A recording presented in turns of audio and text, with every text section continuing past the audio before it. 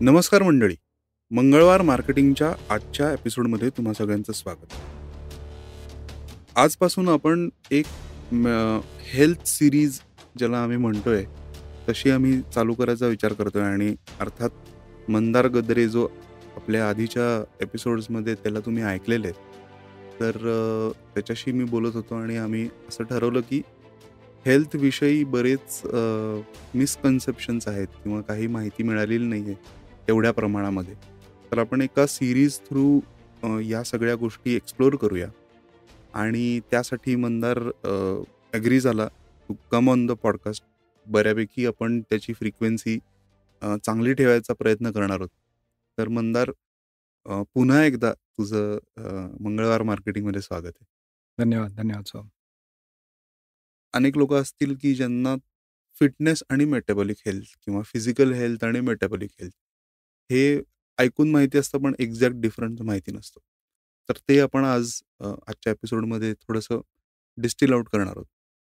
तर एक प्रश्न जो मे बी आपल्या लिस्नर्सच्या डोक्यात सुद्धा असू शकतो, की किंवा तो प्रॉब्लेमही असू शकतो त्यांच्यासाठी, की पोटावरची चरबी जी आहे, ती मोस्टली ते लास्ट फॅट असतं. म्हणजे की बाकी बारीक झालं तरी पोटावरती तेवढे ते फॅट असतं आणि ते घालवायचं कसं? किंवा ते असल्यामुळे मी जाड आहे का?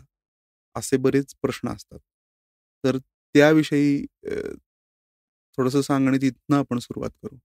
नक्कीच, नक्कीच. हा खूप इंटरेस्टिंग पॉइंट आहे चालू करायला. कारण मला माहिती आहे की आपल्यापैकी अनेक जण YouTube, Instagram इथे सगळीकडे 5 ways to do this, reduce belly fat, हं, पोटावरची चरबी कमी करण्याचे हे 3 मार्ग, त्या 10 गोष्टी, हं, असं सगळं बघत असतो आणि आपल्याला थोडंसं असं पटकन सांगता येत नाही की ह्या टिप्सपैकी नक्की कुठली माझ्यासाठी लागू होईल किंवा हं, नक्की कुठली वर्क होईल. हं, म्हणजे मी थोडासा इनफॅक्ट एक पाऊल मागे जाऊन असा विचार करतो की हं. हेल्थ आणि न्यूट्रिशनमध्ये इतकी माहिती आत्ता अवेलेबल आहे. मेनली इंटरनेटमुळे आहे म्हणा.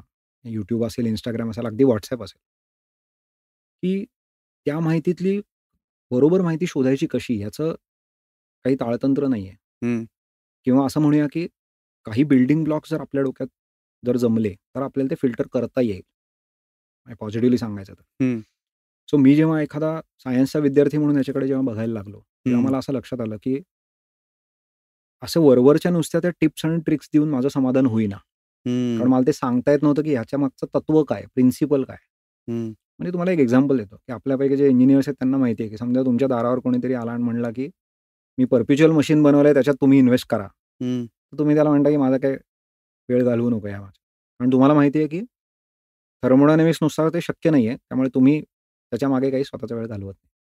किंवा फायनान्समधलं उदाहरण द्यायचं झालं, तर समजा तुमच्याकडे कोणीतरी आला घेऊन असं फायनान्शियल व्हेइकल, इन्व्हेस्टमेंट व्हेइकल, की हं, तो म्हणला एफ-डीसारखं लो रिस्क, पण मी तुम्हाला प्रचंड 25% रिटर्न देईन. हं. तर तुम्ही ना आम्ही काही इकॉनॉमिस्ट असायची गरज नाही. हे एक समजायला, की नाही बाबा तू काय माझा वेळ नको घालवू, तू जा परत. राइट. सो तसं मी स्वतःला विचारायला लागलो, की न्यूट्रिशन आणि हेल्थमधले असे हे बिल्डिंग ब्लॉक्स कुठे आहेत? हं, किंवा आहेत का मुळामध्ये आणि कुठे आहेत? आणि ते शोध घेता-घेता जे मला सापडलं ते मला शेअर करायला आवडेल हं. आपल्या ऐकणाऱ्यांशी. राइट. आता तू जो मुळात जो प्रश्न विचारला त्याच्याकडे येतो, की पोटावरची चरबी हा सगळ्यांसाठी कळीचा विषय आहे. अगदी अनेकांचं पोट ज्यांचं सपाट असतं त्यांनी त्यांच्या कुटुंबात म्हणा किंवा कुठे ना कुठे लोक माहीत असतात, की ज्यांना पोटावरची चरबी आली आहे. तर हे समजून घेण्यासाठी आपण मगाशी बोललो तसं थोडंसं बेसिक्सकडे येऊया, की आपल्या ओव्हरऑल आरोग्याचे, आपल्या एकूण आरोग्याचे मी थोडेसे 2 भाग करतो, हं, समजण्यासाठी. त्यातल्या एका भागाला आपण फिटनेस असं म्हणूया साध्या भाषेत. हं, फिजिकल फिटनेस. हं, म्हणजे काय, की एखाद्या बाहेरच्या रेझिस्टन्सच्या अगेन्स्ट मी काम करतोय. मग मी वजन उचलतोय, पळायला गेलोय, ट्रेकिंगला गेलोय आणि आपणही चटकन म्हणतो, अशी व्यक्ती जे हे पटापटा करू शकेल त्यांना आपण म्हणतो, की अरे फिट आहेत ते एकदम. हं, आणि ह्याचा दुसरा जो भाग आहे, त्याला आपण म्हणूया हेल्थ किंवा त्याचं टेक्निकल नाव तू म्हणलास तसं मेटाबॉलिक हेल्थ असं आपण त्याला नाव देऊया. सो आपल्या एकूण आरोग्याचा विचार केला तर ह्या दोन्ही भागांचा विचार करायला लागतो. ते जरी एकमेकांशी निगडीत असले, संबंधित असले आणि एकमेकांना पूरक असले, तरी त्यांचा स्वतंत्र विचार नक्की केला पाहिजे, हे पहिली गोष्ट मला लक्षात आली. आता हे 2 वेगळे कसे आहेत ते बघूया. आता मी तुम्हाला फिजिकल फिटनेसचं वर्णन करून सांगितलं. आता तुम्ही म्हणाल मेटाबॉलिक हेल्थ म्हणजे नक्की काय? हं. आता पुढे बोलताना मी नुसता हेल्थ असा शब्द वापरतो. आपण समजून घेऊ. सो त्याचा अर्थ असा आहे, की माझ्या शरीरातल्या ज्या आतल्या सगळ्या सिस्टम्स आहेत, त्या उत्तम प्रमाणे काम करत आहेत. त्या जशा डिझाइन आहेत जे काम करण्यासाठी, त्या व्यवस्थित करत आहेत. ह्याला आपण ब्रॉडली मेटाबॉलिक हेल्थ असं म्हणतो. थोडंसं एक लेयर खाली जायचं असेल याच्या डिटेलमध्ये, तर अन्न आत आलंय, त्याच्या 2 गोष्टी प्रायमरीली होतात. काय होतात तर, एक तर तुम्हाला एनर्जी मिळते आणि तुमच्या शरीराला जे काही बिल्डिंग ब्लॉक्स लागत असतात विविध गोष्टी बांधायला, ते मसल्स तुम्ही बांधत असाल, हाडांची वाढ होत असेल, झीज आणि त्याला वाढ होत असेल. हं. तर हे करण्यासाठी फूडच्या 2 गोष्टी होतात अन्नाच्या, एनर्जी आणि रॉ मटेरियल. हे व्यवस्थित होतंय आणि माझे सर्व ऑर्गन, सर्व प्रकारच्या पेशी त्यांना दिलेलं काम, नेमून दिलेलं काम व्यवस्थित करतायत. ही स्थिती जेव्हा येईल, तेव्हा त्याला आपण आरोग्य म्हणजे मराठीत म्हणायचं तर आरोग्य किंवा हेल्थ किंवा मेटाबॉलिक हेल्थ टेक्निकली असा शब्द आपण त्याला वापरू शकतो. आणि तुम्हाला आता लक्षात येईल की हा भाग फिजिकल फिटनेसशी निगडीत जरूर आहे, पण थोडासा वेगळा आहे. हं. तो काय अर्थाने तर तुम्हाला माहिती आहे, की आपण अनेकदा पेपरमध्ये वाचतो, ऑनलाईन बघतो, की डोळ्यांना फिट दिसणारी व्यक्ती हं. अनेक वेळा तिला काही ना काही प्रकारचे आजार जडतात. हं. म्हणजे समजा त्यांना कोणाला हाय ब्लड प्रेशर चालू होतं, मग एखादी गोळी चालू होते किंवा कोणाला तरी डायबिटीज जडतो. क्वचित यातले काही लोक आपण असेही बघतो अनफॉर्च्युनेटली, की जे हार्ट डिसीजसारखा सीरियस कार्डिओव्हॅस्क्युलर इश्यू समजा होऊन इव्हन दगावतात सुद्धा. हं. आणि आपल्या आजूबाजूला अशी अनेक उदाहरणं आपल्याला दुर्दैवाने माहीत असतात. हं. आणि हा सदैव आपल्या डोक्यात प्रश्न येतो, की अरे पण तो तर फिट आहे. तो तर रोज पळायला जातो किंवा ती तर नेहमी जिमला जाते. अजिबात व्यायाम चुकवत नाही. हं. किंवा अरे ते 4 महिन्यापूर्वीच तर ते हिमालयातला अवघड ट्रेक करून आले होते. मग असं कसं त्यांना झालं? करेक्ट. तेव्हा तर कल्पना नव्हती आम्हाला. हं. असं काही होऊ शकेल. या प्रश्नाचं ॲक्चुअली उत्तर साध्या भाषेमध्ये मेटाबॉलिक हेल्थ आहे. हं. हा प्रश्न अत्यंत करेक्ट आहे बरं का. कारण आपल्याला थोडंसं ह्यातला फरक न सांगितला गेल्यामुळे असं झालंय. म्हणजे आपल्या मनातली कल्पना अशी आहे, की मी जर फिट राहिलो, हं. तर याचा अर्थ माझं ओव्हरऑल आरोग्य चांगलं आहे.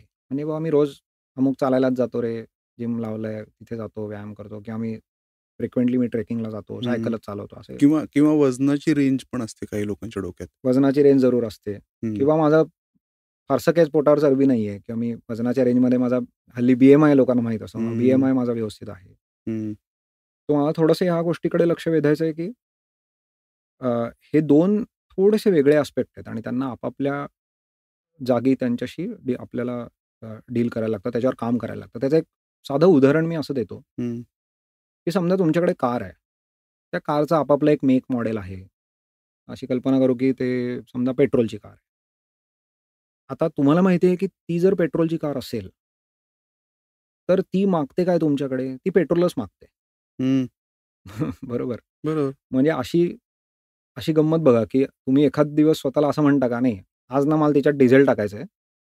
हं. फक्त मी काय करेन, आज 10 किलोमीटरच्या ऐवजी जरा 20 किलोमीटर चालवून आणीन तिला." हं. असा विचार आपण कधीच करत नाही. बरोबर. पण आपण थोडासा शरीराबद्दल तसा विचार करतोय आणि तो त्या फिटनेस आणि हेल्थ याच्याशी कसा संबंधित आहे ते सांगतो. हं. म्हणजे आपण समूह असं म्हणतोय, की मी जर फिटनेस वाढवला, तर मी बाकी काहीतरी जे मी चुकीचं करतोय त्याला मी कॅन्सल करू शकेन. हं.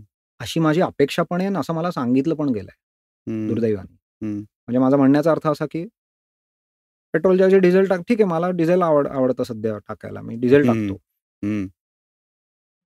आणि ठीक आहे ना, मी 10 किलोमीटरच्या ऐवजी 20 किलोमीटर चालवून आणीन गाडी. तसं ते होतंय, की तू 4 गुलाबजाम जास्त खा, पण ठीक आहे ना 2 मैल अजून पळून ये किंवा जरा आज हं. अर्ध्या तासाच्या ऐवजी 1 तास चालून ये. किंवा किंवा उलटं पण करतात लोकं, की I have earned my meal today. हे एक बऱ्यापैकी दिसतं, की आज मी जरा जास्त वर्कआउट केलाय, सो मी आज पिझ्झा खाऊ शकतो. बरोबर, हं. बरोबर.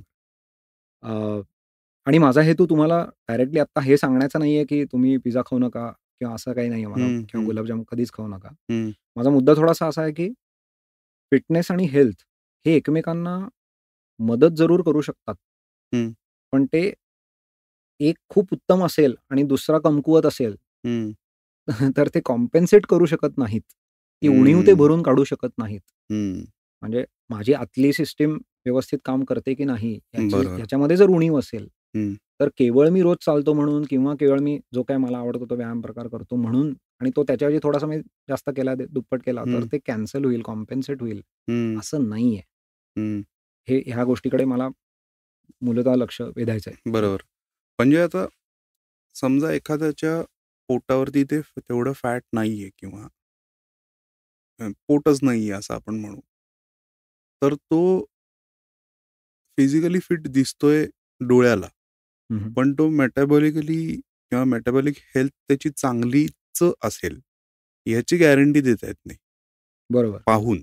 बरोबर. मग ते तपासण्यासाठी अ, काय गोष्टी असतात किंवा काय पॅरामीटर्स असतात? आणि व्हाईस वर्सा ऑब्व्हियसली जो अत्यंत दिसायला जो जाड दिसतोय, तो फिजिकली फिट नाहीये हे कळतंय. पण कदाचित त्याचे तो मेटाबॉलिकली फिट आहे का? किंवा मेटाबॉलिक हेल्थ त्याची चांगली आहे का? हे आपण ॲड्रेस करू. नक्की. हा मस्त प्रश्न आहे. आणि मी परत आपल्या आधीच्या आपण आधी बोललो त्याला जोडून घेतो, हं, की हं, अ, जसं आता समजा आमच्या फिटनेस स्टुडिओमध्ये तुम्ही आलात, हं, तर आमचा ट्रेनर तुमचा फिटनेस कसा गेज करेल? आता हं. तुमच्यापैकी अनेकांना जे व्यायाम करतात त्यांना माहिती आहे, की एखादा चांगला ट्रेनर काही वजन उचलायला सांगतो आपल्याला बरोबर. किंवा आपली फ्लेक्सिबिलिटी बघतो हं, किंवा आपला बॅलन्स बघतो, एन्ड्युरन्स बघतो. सो हे फिटनेसचे मार्कर्स झाले, बरोबर? तसंच आपण आता जे बोललो, की हा दुसरा आस्पेक्ट आहे आता आपल्या आरोग्याचा, मेटाबॉलिक हेल्थ. तू बरोबर विचारलंस, की ते गेज करण्यासाठी मेटाबॉलिक हेल्थ माझी काय आहे, हे सांगण्यासाठी काही मार्कर्स आहेत का? तर आहेत. हं, आणि गेली अनेक दशकं तरी कमीत कमी याचा अभ्यास चालू आहे. हं. कमी बोलला जाणारा हा आस्पेक्ट आहे म्हणून केवळ मी आज आपण मेटाबॉलिक हेल्थबद्दल जास्त बोलणार आहोत. करेक्ट. पण जसे फिटनेसचे मार्कर्स आहेत तसे ह्याचे आहेत. ते पटकन तुम्हाला सांगतो. त्यातले अनेक मार्कर्स आपण मोजत सुद्धा असतो. त्यातला पहिला मार्कर असा आहे, की पोटाचा घेर. हं, ठीक आहे. आणि पोटाचा घेर म्हणजे पॅन्ट साइज नाही, बेली हं, बटनशी मोजलेला घेर. हं, तर तो घेर आपल्या उंचीच्या अर्ध्यापेक्षा कमी असावा, हं. असा पहिला मार्कर आहे किंवा पहिला क्रायटेरियन आहे मेटाबॉलिक हेल्थ. बरं. मग थोडं नंबर्स देऊन आता एक्झाम्पल देऊ शकतोस? हं, नंबर देऊन एक्झाम्पल देतो. समजा एखादी व्यक्ती 5.5 फुटाची आहे. हं. म्हणजे छप अ, 60+6 म्हणजे 66 इंच त्यांची उंची आहे. बरोबर. तर त्यांचं बेली बटनच्या इथे जर मी सर्कम्फरन्स मोजला, पोटाचा घेर मोजला, तर हं, तो 33 इंचापेक्षा कमी पाहिजे. हं, बरोबर. आणि मी पॅन्ट साइज मुद्दाम का म्हणत नाहीये, कारण तुम्हाला माहिती आहे, की थोडासा पॅन्ट साइज कमी चालतो. पण मी ॲक्चुअल पोटाचा घेर म्हणतोय. फक्त कमरेचा पॅन्ट साइज असा नाही. हं, सो 66 इंच उंच व्यक्तीला 33 किंवा कमी त्यांचं पोट पाहिजे. हा पहिला क्रायटेरियन झाला. आता अ, दुसरा क्रायटेरियन असा असतो, की आपण ब्लड प्रेशर मोजतो. ठीक आहे. सो ते साधारण 130 आणि 85 याच्या खाली असावं. सिस्टोलिक, डायस्टोलिक ब्लड प्रेशर हे त्याच्या खाली असावा असा दुसरा मार्कर आपला म्हणतो. तिसरे मार्कर तिघांचा गट आहे. तिसरा मार्कर म्हणजे ॲक्चुअली 3 मार्कर्सचा गट आहे. तो आपल्या ब्लड शुगरशी रिलेटेड आहे. त्यात पहिलं जे अनेकांना माहीत असते ती म्हणजे फास्टिंग शुगर, जी 100 पेक्षा कमी असावी. फास्टिंग इन्शुलिन, जे आपला हार्मोन आहे. म्हणजे फास्टिंग शुगर नाही हां, हे आता फास्टिंग इन्शुलिन. ते 7 पेक्षा कमी असावं हं, आणि HbA1c जे 5.6 पेक्षा कमी असावं. हा तिघांचा गट झाला. हा तिसरा आपला मार्क झाला आणि चौथा सिंपल आपल्या शरीरात आपल्या रक्तातल्या लिपिड्सशी संबंधित लिपिड प्रोफाइल आपण जी करून घेतो त्याच्याशी संबंधित आहे.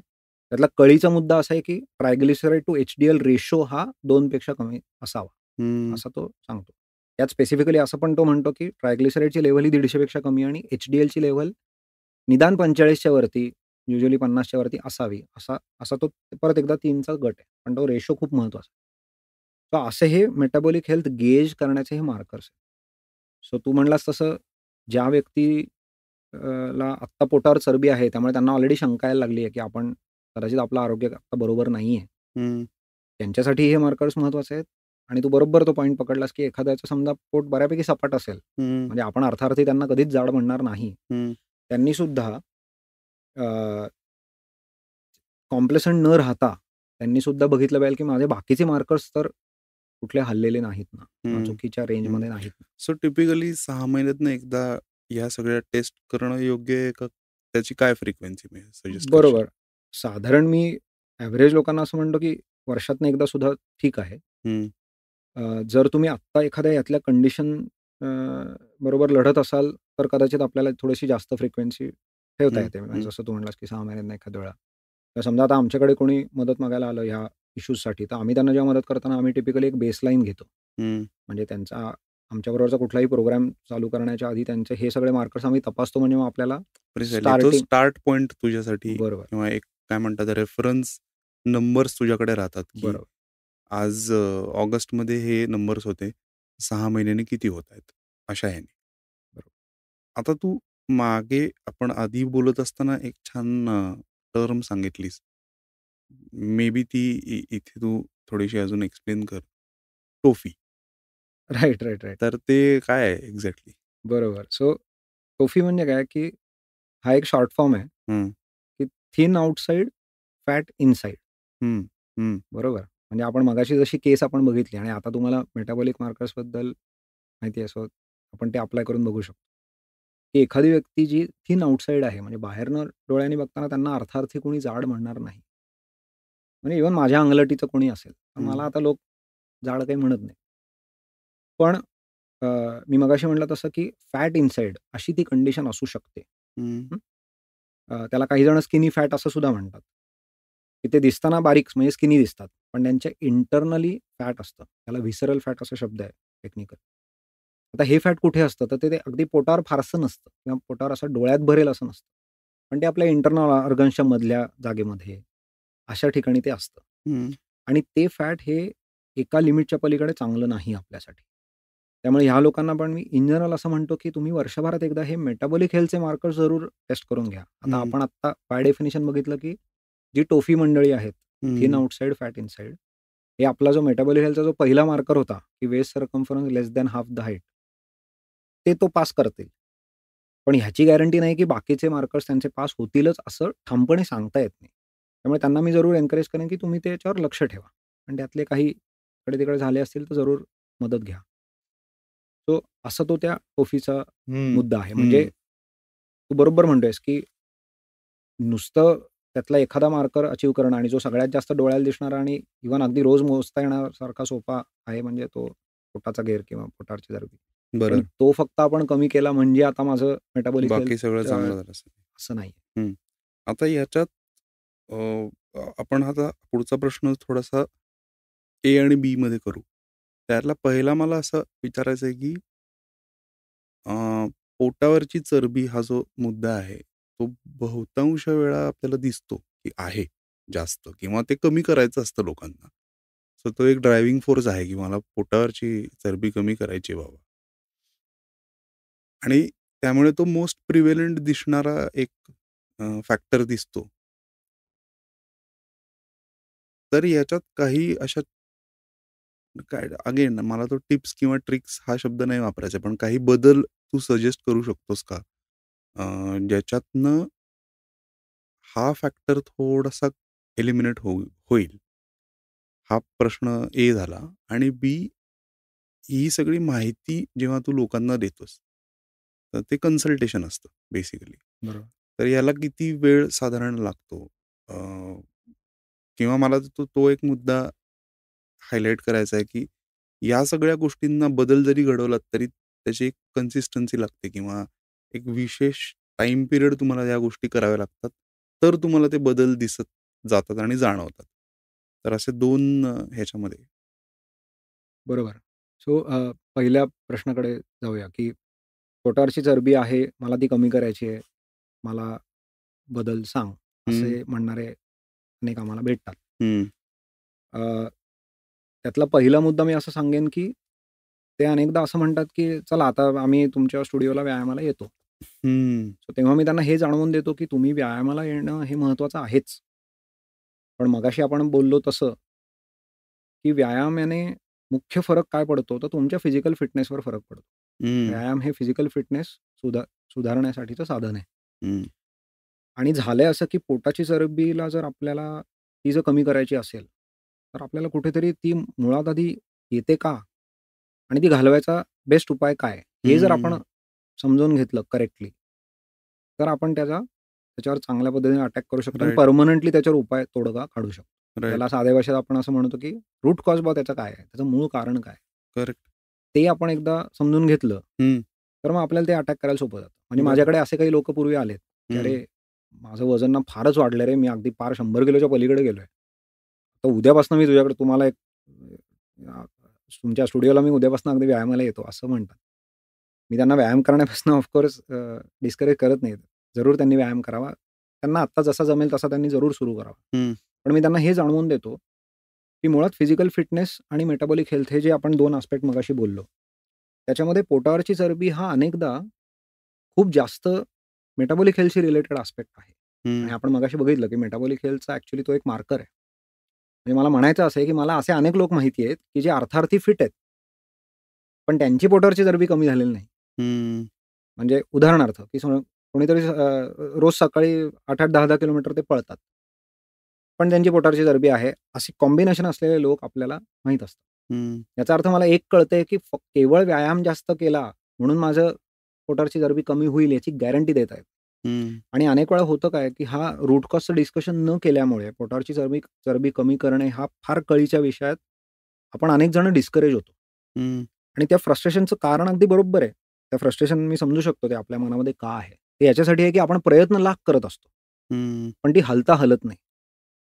म्हणजे मी अनेकदा आमच्या मेंबर्सना जसं म्हणतो पेटोलिकमध्ये, की मला माझ्या शरीराने काही बदल करायला हवा आहे.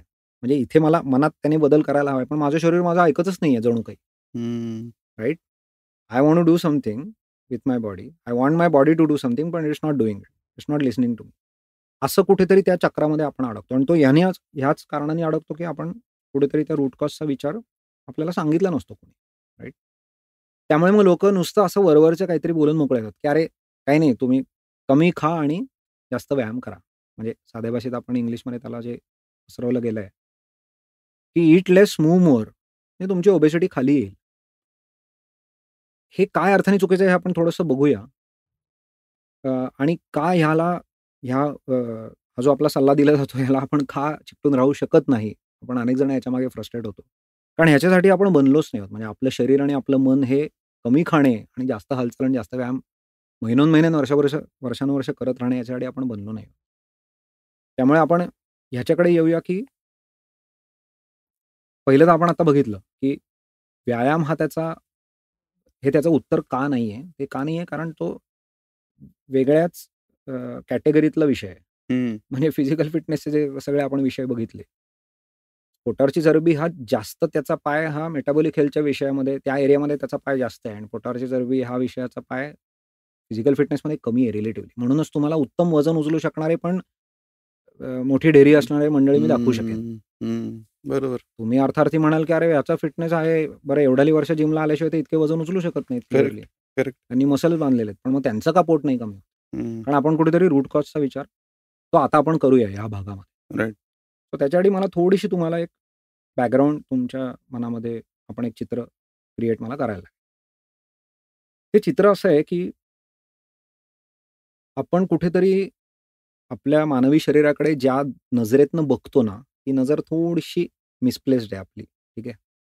आणि मी ज्या नजरेतनं बघायला शिकलो, ते मला तुमच्याशी शेअर करायचं. आता आपल्या सगळ्यांना माहिती आहे, की आपण हे लॅपटॉप, फोन काय-काय वापरतो आणि आपल्यापैकी अनेक जण स्वतः सॉफ्टवेअर लिहिणारे सुद्धा असतील. त्यांना माहिती आहे, की त्यांना वन्स एंड झिरोज ही भाषा त्याला कळते. हे सर्वांना माहिती आहे. तशी आपल्या शरीराला कुठली भाषा कळते? तर आपल्या शरीराला केमिस्ट्रीची भाषा कळते. हं, बरोबर? म्हणजे मी गमतीने अनेकांना असं उदाहरण देतो, की तुमच्या लॅपटॉपच्या पोर्टमध्ये तुम्ही एखादा गॅस टाकला किंवा इकडनं काहीतरी हळद टाकली व्हायरस आला म्हणून, तर चालतं का? का नाही चालत? कारण ती हं, केमिकल प्रोसेसच नाहीये. बरोबर? त्याला वन्स एंड झिरोजनी बांधला गेलेला अँटीव्हायरसचा प्रोग्रामच लागतो. तर ह्या एनालॉजी जर मी आता शरीराकडे नेली, तर माझ्या शरीराला जी भाषा कळते त्याच भाषेत मला माझ्या शरीराशी संवाद साधायला लागेल आणि त्याला हे सांगायला लागेल, की मला काय करून हवंय. बरोबर? आणि त्या केमिस्ट्रीच्या भाषेत आपल्या शरीराशी न बोलल्यामुळे आपल्याला हे फ्रस्ट्रेशन येतं, की इकडनं तर मी सांगतोय, हं, पण ते त्याला कळत नाही आणि तो मला जे हवंय करून ते माझं शरीर करत नाही. सो पहिला तर मला मुद्दा म्हणायचा आहे, की आपण आपल्या शरीराकडे कुठल्या नजरेने बघितलं पाहिजे.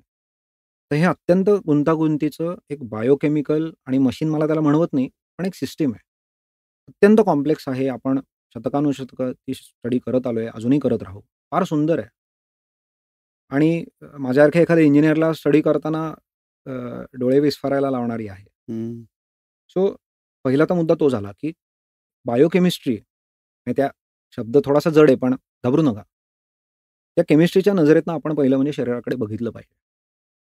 आता तुम्ही म्हणाल, की ठीक आहे केमिस्ट्रीनी ते हे सगळं शरीर चालू आहे. पण म्हणजे काय? ते थोडंसं सांगतो.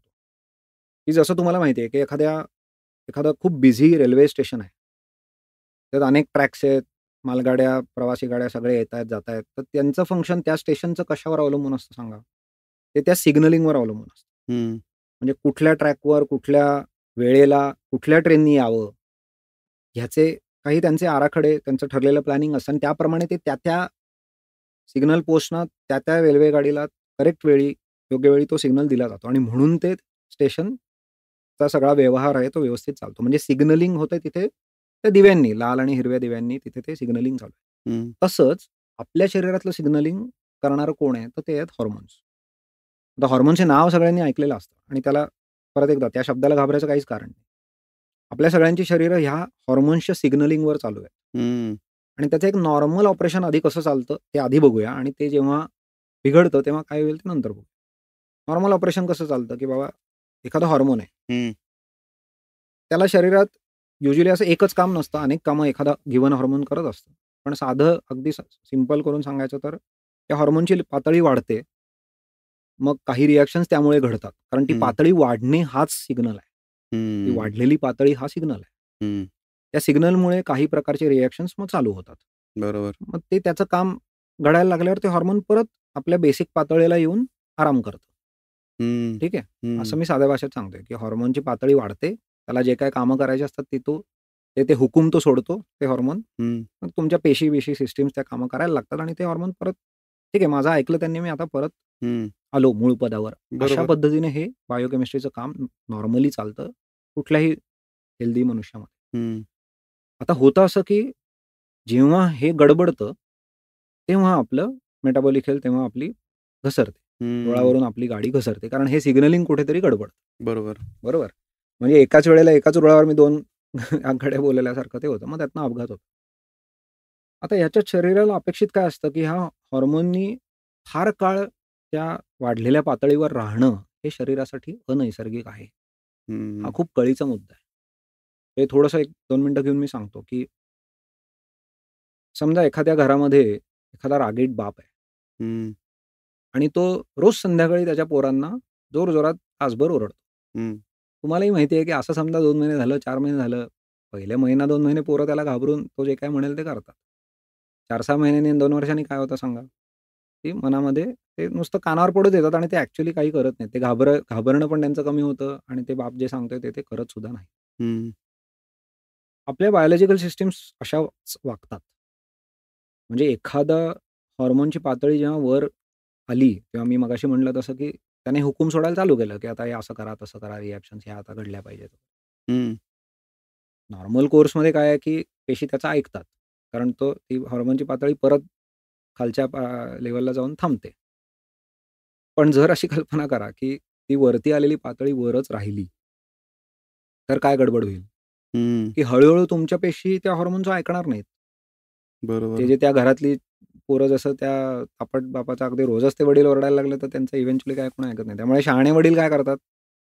ते ठरवतात, बघतात, की कधी ओरडायचं. मग ते परत मग मध्ये काही दिवस जाऊ देतात.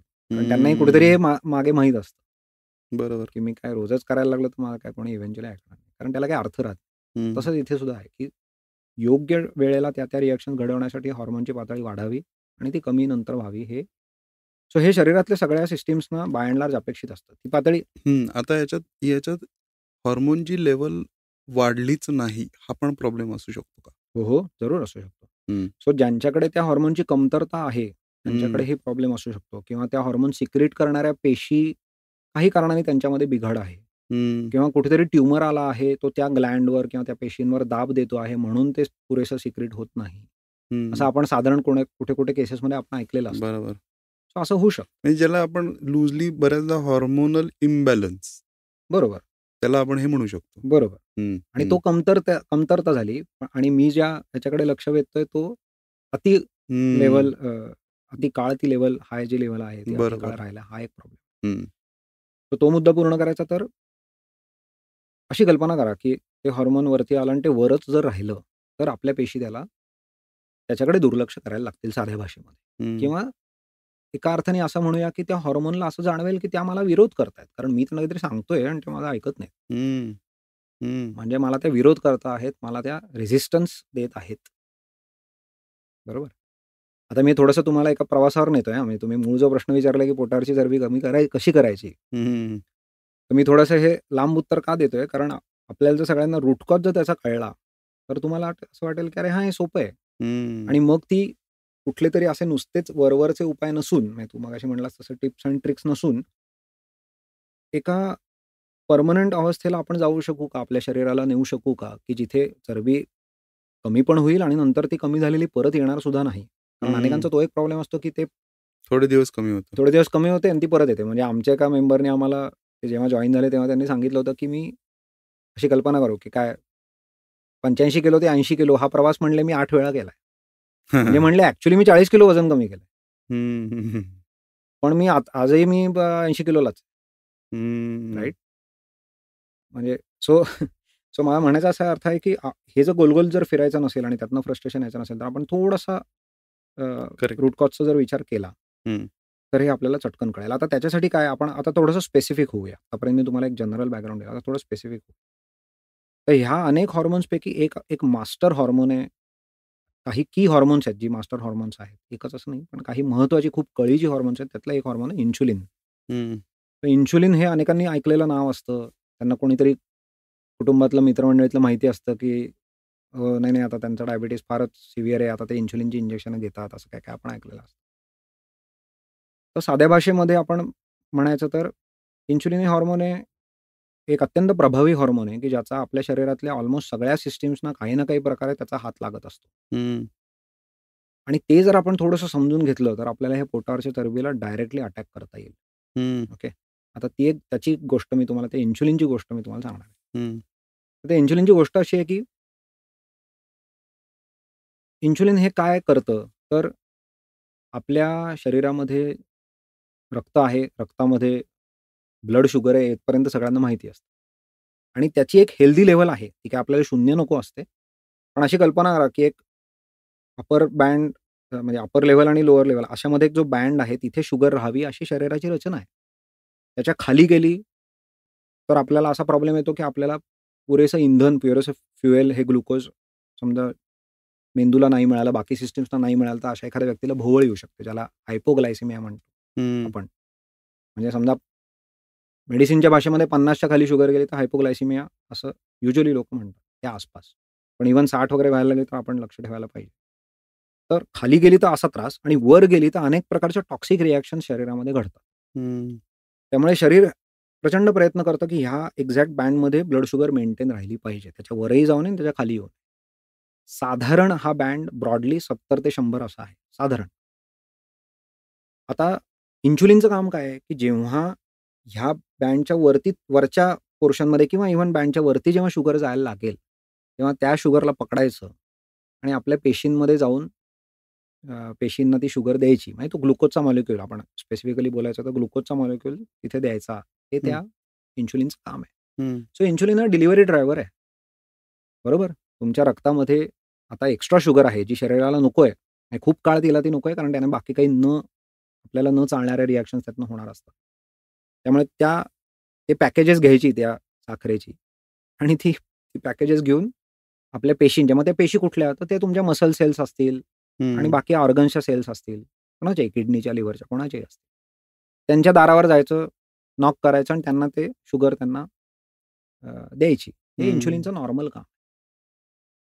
आता होतं असं, की अशी कल्पना करा, की माझी जर ब्लड शुगर बराच काळ हाय राहायला लागली जर, तर आपला मेंदू आपल्या पॅन्क्रियाजला सांगतं, की तो आता जास्त इन्शुलिन सिक्रीट करा. हं. म्हणजे आता कारण भरपूर बोचकी साठली आहे साखरेची. त्यामुळे ती पोचवायला आता मला भरपूर डिलिव्हरी ड्रायव्हर पाहिजेत. तर मग पॅन्क्रियाज म्हणतो, "ठीक आहे." त्यातल्या बीटा सेल्समधून तुमचं इन्शुलिन सिक्रीट होऊन तिथे येतं आणि ते बोचकी उचलून आपलं देण्याचं काम करत राहतं. हं. सो याच्यात आपण पहिली एक तर गोष्ट काय लक्षात येते आपल्याला, की शुगर जशी वाढायला लागेल, तसं इनिशियल शरीराची रिएक्शन असते, की इन्शुलिन ते वाढवतं. पण बरोबर आहे, ते त्या प्रपोर्शनमध्ये ते त्याची काळजी घेतं, कारण त्याला शुगर वरती अजिबात ठेवायची नाही. तिला काही करून ती त्या पेशींना द्यायची. हं. आता आपण मगाशी म्हटलं तसं बघूया, की आता हा इन्शुलिन ते तुम्ही ते पॅकेज एक्सेप्ट करा असा हुकूम त्या दारावर येऊन तुम्हाला देणार. आता तो जर खूप काळ तो देत राहिला, म्हणजे खूप काळ जर ही इन्शुलिनची लेव्हल हाय राहिली, तर काय होईल? पेशी हळू त्या इन्शुलिनचं ऐकणं बंद करतील. हं. म्हणजे पेशी काय म्हणतील, "मी नाही दारू उघडत, मला ते नको शुगर." कारण कसं आहे, हे खूप नाजूक गणित आहे हे सगळं. हं. पेशींना सुद्धा असे कितीही अमाउंटमध्ये आलेली शुगर आणि सर्व प्रकारच्या पेशींना ते एक्सेप्ट करता बरोबर. म्हणजे आपल्या ज्या फॅट साठवणाऱ्या पेशी आहेत, त्याला आपण ॲडिपोसाइट्स म्हणतो. त्या तरी एक वेळ घेतील. हं. कारण त्यांची ॲक्चुअली रचनाच ही फॅट स्टोअर करण्यासाठी झालेली आहे. म्हणजे त्या शुगर एक्सेप्ट करतात, त्याचं ते फॅट बांधतात, म्हणजे फॅटमध्ये कन्व्हर्ट करतात आणि ते स्टोअर करून ठेवतात. ठेवून कारण देतात. त्यांचं ते कामच आहे. हं. पण आता हे जे रेस्ड इन्शुलिन आहे, सदैव रेस्ड म्हणजे मगाशी मी म्हटलं तसं, की हा रागीट बाप आहे जो रोजच आता रागवायला लागलाय किंवा सदैव करेक्ट. रागवायला लागलाय, त्याची ती पोरं ऐकणं बंद करतात. त्यामुळे त्या हं. पेशी इन्शुलिनला म्हणतायत, की आता तू आण आमच्या दाराशी, पण आम्ही ते शुगरचं जे काही तू बोचकं आणलंयस ते आता मला पॅकेज आणलंयस ते मला आत आता नको. हं. ह्याला इन्शुलिनला झालेला हा विरोध आहे. त्यामुळे त्याला टेक्निकल नाव काय आहे तर इन्शुलिन रेझिस्टन्स हे त्याचं नाव आहे. आणि गंमत अशी आहे, की जेव्हा हे घडायला लागतं, हं. तेव्हा अनेक प्रकारचे त्रास चालू होतात. हं. म्हणजे साध्या भाषेत सांगायचं तर इन्शुलिन रेझिस्टन्स जेव्हा माझ्या किडनीच्या सेल्स दाखवायला लागतात. हं. बरोबर? म्हणजे किडनीच्या सेल्स जेव्हा इन्शुलिनच्या सिग्नल्सना इग्नोर करायला लागतात, हं. त्यांना विरोध करायला लागतात. हं. तेव्हा त्या त्यांच्या कामामध्ये बिघाड होतो. त्यांचं जे फिल्टरिंग करण्याचं काम आहे, आपलं रक्त शुद्ध करण्याचं जे फिल्टरिंग काम किडनी करते. त्याच्यामध्ये बिघाड व्हायला लागतो आणि तुम्हाला अशा पद्धतीच्या कंडिशन्स दिसू शकतात, की युरिक ॲसिड रक्तातलं वाढलंय, हं. राइट? किंवा सॉल्ट रिटेन्शन तुमचं सोडियम रिटेन्शन तुमचं हाय आहे, म्हणून तुमचा बीपी वाढायला लागलाय. राइट. म्हणजे आपण पटकन कुठे आलो बघा, की इन्शुलिन रेझिस्टन्स आपण बोलता आपल्याला लक्षात आलं, की हा इन्शुलिन रेझिस्टन्स शरीरातल्या बऱ्याच सिस्टम्स दाखवू शकतात. कारण मी मगाशी म्हटलं तसं, की इन्शुलिन हे मास्टर हार्मोन आहे. राइट. राइट. त्याचे हात इतक्या ठिकाणी लागलेले आहेत. आपल्या मेंदूपासून, लिव्हरपासून, किडनीपासून ते बाकी सगळ्या आपल्या सिस्टम्सपर्यंत, की त्या ठिकाणी इन्शुलिन रेझिस्टन्स हा वेगवेगळ्या रूपामध्ये फक्त प्रकट होतो. हं. म्हणजे तो लिव्हर सेल्सना व्हायला लागला, तर कदाचित तुम्हाला फॅटी लिव्हर अशी कंडिशन जी काही जणांनी ऐकली असेल, ती व्हायला लागते. किडनीशी हं. आला तर मी हे म्हणले तसे, की काही हाय बीपी किंवा रक्तातलं वाढलेलं युरिक ॲसिड हे जे सिम्प्टम आहे शेवटी ते. पण ते रूट कॉज नाही. ते दिसायला लागतं. किंवा आता बायकांमध्ये मला हल्ली अनफॉर्च्युनेटली अनेक यंग मुलींचे फोन येतात, की मला पी-सी-ओ-डीचा त्रास आहे. पी-सी-ओ-डीचा त्रास म्हणजे तुमच्या ओव्हरीजना इन्शुलिन रेझिस्टन्स झालेला आहे आता साध्या भाषेमध्ये. हं. बरोबर आता ते कनेक्शन दिसायला लागतात हां. हळू-हळू. सो आता हळू बहुतेक तुमच्या मनामध्ये आता हे चित्र तयार होत असेल, की स्टेप बाय स्टेप, की इन्शुलिन हाय राहायला लागलं आणि पेशींनी त्याला विरोध चालू केला आणि त्यामुळे पेशींच्या नॉर्मल कामामध्ये बिघाड झाला. हं. आणि तो काही व्यक्तींमध्ये लिव्हरच्या इथे बिघाड आधी झाला, काहींच्या किडनीला आधी झाला, काहींच्या ओव्हरीजना आधी झाला, कोणाच्या ब्रेनला सुद्धा झाला. कोणाचं एक हं. जनरल बॉडीतलं इन्फ्लमेशन वाढून बसलं. हं. आता म्हणून तुम्हाला एक असं लक्षात येईल, की ॲक्चुअली हे रोग त्या अर्थाने वेगवेगळे रोग नाहीत. म्हणजे मी अशी एक समजा तुम्हाला लिस्ट सांगितली, की बरोबर. Type 2 diabetes, high blood pressure, PCOD, obesity, thyroid issues, kidney issues, fatty liver, हं. Even heart disease and even Alzheimer's. बरोबर. अल्झायमरला सध्या रिसर्चर्स काय म्हणतात, तर टाइप 3 डायबिटीज असं त्यांनी नाव दिलेलं आहे अल्झायमरला. बरं. म्हणजे जो आपण असं समजत होतो, की म्हणजे वय जास्त असलेल्या व्यक्तीला मेंदूचा बाबा काहीतरी झालंय. हं. तर तो ॲक्चुअली त्याला लोक आता टाइप 3 डायबिटीज म्हणायला लागलेत. म्हणजे तुम्हाला असं लक्षात येईल, की हा इन्शुलिन रेझिस्टन्स हा फार कळीचा मुद्दा आहे. म्हणजे हं. मी वर्णन तुमच्याकडे असं करतोय, की समजा अशी कल्पना करा, की एक विषारी झाड आहे. त्या विषारी झाडाची मुळं आहेत, त्याचा बुंधा आहे आणि त्याच्या फांद्या आहेत. हं. आपण आत्तापर्यंत फक्त त्या फांद्यांकडे बघत होतो. म्हणजे मला माहितीच नव्हतं, की त्या एकाच झाडाच्या फांद्या आहेत. मला दिसताना कसं दिसत होतं, एक फांदी पी-सी-ओ-डीची, एक फांदी डायबिटीसची, हां. एक फांदी अल्झायमरची, एक फांदी किडनी इश्यूजची, एक फांदी हार्ट डिसीजची, बरोबर. एक फांदी फॅटी लिव्हरची वगैरे. ह्या फांद्या आहेत आणि फांद्या त्या एकाच झाडाच्या आहेत आणि त्या झाडाचा बुंधा कोण आहे? तर त्या झाडाचा बुंधा आहे इन्शुलिन रेझिस्टन्स. बरोबर? आणि त्या बरोबर. झाडाचं मूळ काय आहे? आपण मगाशी बघितलं, की इन्शुलिन रेझिस्टन्स का आला मुळामध्ये, की इन्शुलिन सदैव हाय राहत होतं. हे हॉर्मोन माझं जे होतं, ते सदैव हाय राहत होतं. म्हणजे मगाचचं त्या रेल्वे स्टेशनचं उदाहरण द्यायचं झालं, तर की एखाद्या ट्रॅकवर जर सदैव हिरवाच हे असेल, म्हणजे सिग्नल सिग्नल असेल, असेल. बरोबर. तर प्रॉब्लेम होऊन जाईल. हं, तसं ते झालं कुठेतरी. हं, हं. पण म्हणजे मग आता इन्सुलिन लेव्हल जिथे जास्त आहे असं आपण बघितलं, त्याच्यामुळे हे सगळे प्रॉब्लेम्स येतात, रेझिस्टन्स येतोय आणि इतर डॅमेजेस होतायत किंवा इग्नोरन्स फ्रॉम द सिस्टम्स. तर इन्सुलिन वाढायचं एकमेव कारण आहे, की ग्लुकोज लेव्हल जास्त आहे.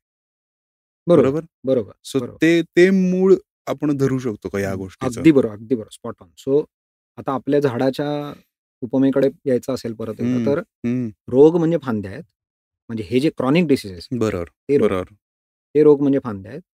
त्याचा बुंधा इन्शुलिन रेझिस्टन्स आहे. त्याचं मूळ आहे की हाय इन्शुलिन, हं, म्हणजे ज्याला आपण टेक्निकल भाषेमध्ये हायपर इन्सुलिनिमिया असं हं, म्हणतो. हं. म्हणजे इन्शुलिन सदैव हाय वाढलेलं राहणे. आहे. हं.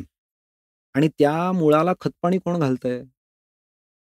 ते ॲक्चुअली शरीरातलं म्हणजे आपल्या रक्तातलं वाढलेलं ग्लुकोज घालतंय बरोबर आहे. हं, पण ते ॲक्चुअली खतपाणी देणारा हात त्या बिचाऱ्या नुसत्या आपल्या रक्ताचा नाहीये. हं. तो हात आपला आहे. हां. आणि तो हात आपल्या ताटातनं तोंडाकडे जाणारा जो हात आहे, तो हात आहे. बरोबर? हं, आणि तो त्याला खतपाणी घालतोय. हं. सो हे जर आपल्याला कळलं, म्हणजे आता तुम्ही पटकन म्हणाल, की अच्छा म्हणजे मला तो ॲक्चुअली फक्त मी तुम्हाला पोटाची चरबी कमी करण्याचा मार्ग सांगत नाहीये. मी खरं तर तुम्हाला या हं, सर्व प्रकारच्या क्रॉनिक डिसीजेसपासून बाजूला राहण्याचा मार्ग सांगतो. हं, म्हणजे इनफॅक्ट मला तुम्हाला असं सांगायचं आहे, की जरी माझ्याकडे कोणीतरी असा प्रश्न घेऊन आले असतील, की अहो म्हणजे फार पोटावरची चरबी आणि ती काही केलं जात नाही. मी व्यायाम करून बघितला, हे ज्यूस पिऊन बघितले, तमुक करून बघितलं, दीक्षित डाएट करून बघितलं, अमुक-तमुक राइट? त्यांना मी असं म्हणेन, की तो तर प्रॉब्लेम तुमचा सॉल्व्ह होईलच आणि शिवाय हे अनंत वेगवेगळे तुम्ही रोग जे ऐकता, 8-10 तरी रोगांची आपण आत्ता नावे घेतली. आणि ते हे मोस्ट कॉमन आहेत. म्हणजे आणि असं असं नाहीये, की बाबा खूप दिवसांनी मी ऐकलं, की एखाद्याला हार्ट डिसीज आहे. असं नाही होत. नाही, इनफॅक्ट अगदी दररोज आपण ऐकत असतो, की ह्याला हा त्रास होतो, ह्याला तो त्रास होतो किंवा माझी शुगर वाढली आहे, माझं हे वाढलंय. राइट? दुर्दैवाने तसं आहे. हं, म्हणजे साधं त्यातलं फक्त डायबिटीसचे जर तुम्हाला नंबर सांगायचे झाले, तर रिसेंटली बहुतेक गेल्याच महिना 2 महिन्यामध्ये ICMRनी जो डेटा पब्लिश केलाय. हं, त्याच्यामध्ये त्यांनी असं म्हटलंय, की जवळपास 13 कोटी लोकांना भारतामध्ये टाइप 2 डायबिटीज तर आहेच. म्हणजे हे कोणीही मान्य करेल, की त्यांना टाइप 2 डायबिटीज झालाय. हं. शिवाय 11 कोटी लोक आहेत असं ज्याला मेनस्ट्रीममध्ये लोक म्हणतात प्री डायबिटिक आहेत, ज्याला मी खरं तर डायबिटिकच म्हणतो. ते का त्याच्याकडे मी येईन. त्यामुळे माझ्या दृष्टीने हे 13 आणि 11 म्हणजे 24-25 कोटी लोकं तर तसेही डायरेक्टली डायबिटिक आहेत आणि हे नोन हं, केसेस आहेत ह्या. हं, हं. म्हणजे आपल्या ऑलरेडी लहान पोरं वगैरे सगळं धरलं तरी 150 कोटी आपण आता आहोत. त्यापैकी 1/6 लोकांना तर प्रूव्हन डायबिटीज आहे आणि कदाचित हे प्रमाण जास्त असण्याची शक्यता आहे. कारण हा नोन डेटा आहे, ऑफिशियल डेटा आहे. म्हणजे जे तपासण्या करत नाहीत, जो डेटा आत आलेलाच नाहीये, त्यांचं आपल्याला माहिती नाहीये. बरोबर? त्यामुळे हा नंबर भयाण आहे, खरं सांगायचं हं, तर. आणि हं. थोडंसं आपल्याला ह्याच्याबद्दल जागं होणं गरजेचं आहे, की फक्त बुवा हां, नाही, नाही, ठीक आहे. मी टिक मार्क एक व्यायाम आठवड्यातनं 3-4 वेळा करतो बाबा किंवा मी जातो ना रोज चालायला हं, हं, हं. किंवा आमच्या एका मित्रांनी मला पूर्वी एकदा म्हटलं, "अरे नाही रे, मी काही फार खात नाही. काय आता नाही होत माझं वजन कमी. जाऊ दे आता काय काय तेच-तेच बोलायचं." असंही करून त्याने सोडून दिला तो विषय. हं. तर तसं थोडंसं मला तुम्हाला एका बाजूला प्रॉब्लेम आहे हे सांगायचं आहे, पण दुसऱ्या बाजूला मला तेही तुम्हाला सांगायचं आहे, की ह्या सगळ्याची किल्ली ॲक्चुअली तुमच्या हातामध्ये आहे. हं. त्याच्यासाठी करेक्ट कोचिंगची गरज आहे, करेक्ट इन्फॉर्मेशनची गरज आहे. शुअर. जरूर. मदतीची गरज जरूर आहे. त्यात अकाउंटेबिलिटीची सुद्धा गरज आहे. म्हणजे तुम्ही हं, ते तू मगाशी बरोबर पॉइंट म्हणालास, की कन्सिस्टन्सीने करणं होत नाही. हं. पण मी तुम्हाला गंमत सांगू का? आपण जर आपलं शरीर आणि मन ज्या पद्धतीने डिझाइन झालंय निसर्गामध्ये, हं. ते जर समजावून घेतलं ना, तर ॲक्चुअली ते कन्सिस्टंटली करणं तितकं अवघड नाहीये. त्याला मी लोकांना एनालॉजी अशी देतो, की समजा तुम्ही एखाद्या बागेत गेलात आणि तुम्ही तुमच्याच एखाद्या लहान कझिनला, भावाला किंवा तुमच्या ज्यांना मुलं असतील त्यांनी त्यांना सुद्धा झोका जरूर दिला असेल बागेतल्या झोपाळ्यावर बसवून. बरोबर. हं. पण तुम्हाला माहिती आहे, की तुम्ही जर करेक्ट पॉइंटला, करेक्ट टाईमला तो झोका जर दिलात, तर अगदी एफर्टलेसली तुम्ही त्यांना झुलवत ठेवू शकता त्या झोपाळ्यावर. हं. तोच जर तुम्ही वेड्यावाकडे पॉइंटला तिथे ते झोका द्यायला गेलात तर टक्कर होते. बरोबर. बरोबर आहे? हे सगळ्यांना माहिती आहे. आता त्या झोपाळ्याची स्वतःची एक मोशन आहे, त्याची स्वतःची एक स्टाईल आहे. इतकं कॉम्प्लिकेट न करता तुम्हाला ती कुठेतरी कळलेली आहे. त्यातलं तुम्हाला त्याचं फिजिक्सचं इक्वेशन लिहिता येतं की नाही हा मुद्दा आला इथं. बरं. पण झोका कसा द्यायचा हे तुम्हाला 2-4 वेळा करून बघितलं ताबडतोब कळायला लागतं, की अच्छा एवढ्या पॉइंटला मी मग बेसिक एक धक्का मारला तरी ते आरामात चालू राहतं झोका. पण कमी तो एफर्टनी फक्त हात लावला किंवा हे. पण ह्याच्यासाठी कुठेतरी तुम्हाला तो झोपाळा कसा वागतो, हे ह्याचं चित्र तुमच्या मनामध्ये स्पष्ट आहे आता. आता हे मी फार सोपं हं. चित्र सांगतोय. आपली बॉडी याच्यापेक्षा ऑफकोर्स बरोबर आहे. पण एनालॉजी वाईज इट बरोबर. Is perfect. आता जर अशी कल्पना करा, की मी तुम्हाला असे काही आडाखे दिले, हं. की तुम्हाला जसं त्या झोपाळ्याचं चित्र तुमच्या मनामध्ये आहे, तसं हे ह्या बॉडीचं चित्र तुमच्या मनामध्ये जर मी उभं करायला चालू केलं हं. आणि तुम्हाला बरोबर कुठे धक्का द्यायचा हे जर शिकवलं, तर तुम्हाला मी मगाशी म्हटलं तसं पोटावरची चरबी कमी करता येईलच आणि त्याच्याबरोबर बाकी हे जे आपल्याला क्रॉनिक डिसीजेस अनफॉर्च्युनेटली आपल्यातल्या अनेकांना व्हायला लागलेत, घरटी व्हायला लागलेत आणि हा मोठा प्रॉब्लेम होऊन बसलाय. त्याच्यापासून आपल्याला बाजूला राहता येईल.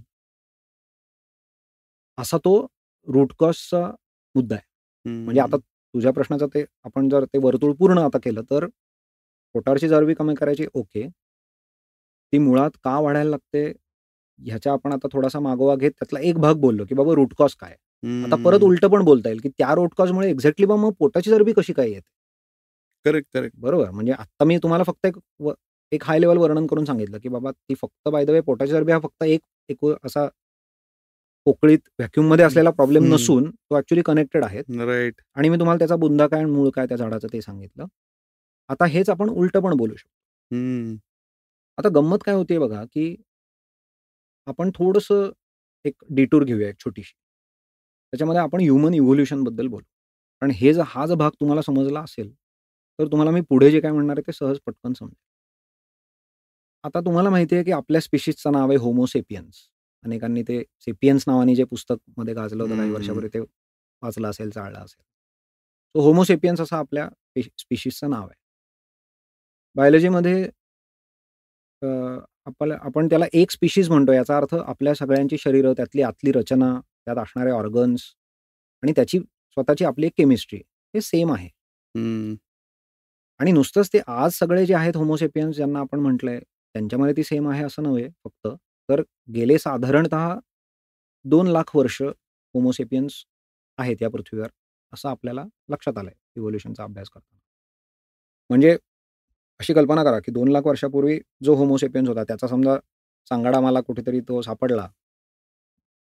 तशा शास्त्रज्ञांना तो खणाखणीत सापडतो. तसा सापडला आणि त्याला आम्ही आत्ता हाडमासाचं रूप देऊन इथे आपल्या दोघांच्या शेजारी त्याला बसवला. आता अर्थार्थी त्याच्या शरीरामध्ये, आपल्या शरीरामध्ये काहीही फरक नाही हे आपण कारण तीच तर स्पेशीजची डेफिनिशन आहे. बरोबर. म्हणजे तो त्या स्पेशीजचा आहे म्हणण्याचा अर्थ काय, की तो जर आज जिवंत असता, तर सोहम मंदार आणि तो यांच्यामध्ये तसा अर्थार्थी मला काही फरक सांगता आला नसता. करेक्ट.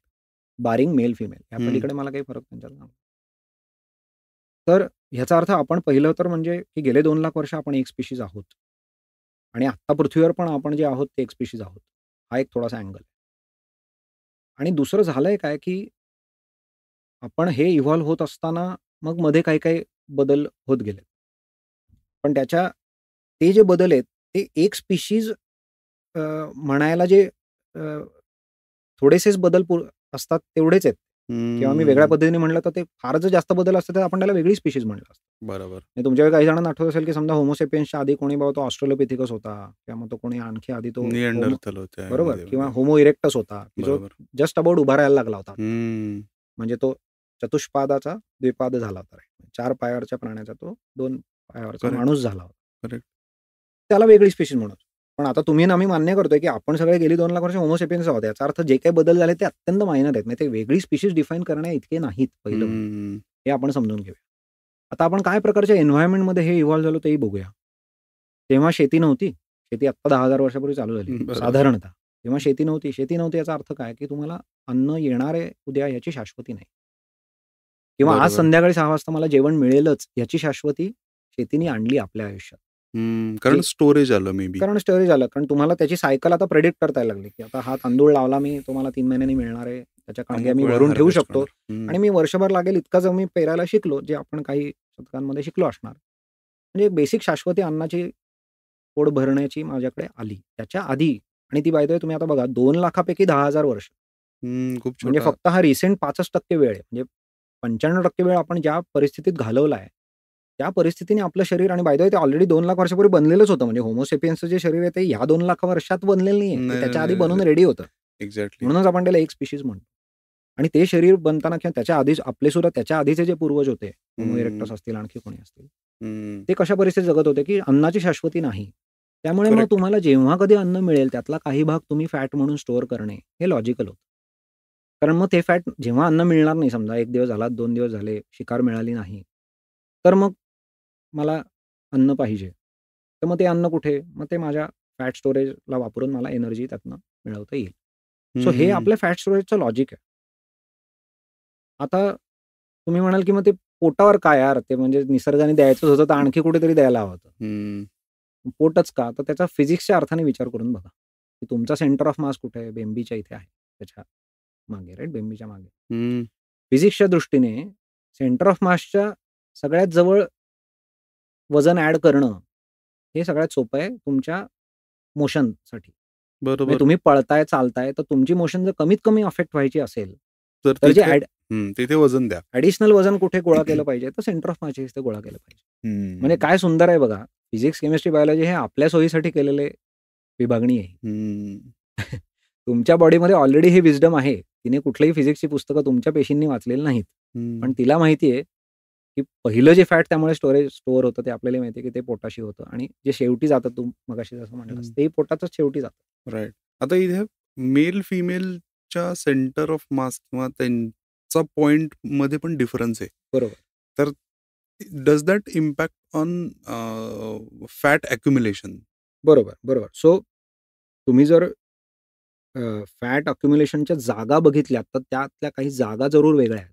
हं, पण आपण जो आहे ओव्हरऑल मांडणी करतोय फॅट स्टोरेजची आणि फॅट बर्निंगची सुद्धा, ती मांडणी थँकफुली दोघांनाही लागू आहे. म्हणजे हं. मी जे आडाखे सांगतोय ते ॲक्चुअली दोघांनाही लागू आहेत. त्यांच्या थोड्याशा व्हेरिएशन आहे त्याच्यात. जागांमध्ये थोडासा फरक आहे मायनर. मी हं, अगदी तुम्हाला बेसिक आता वर्णन करतोय.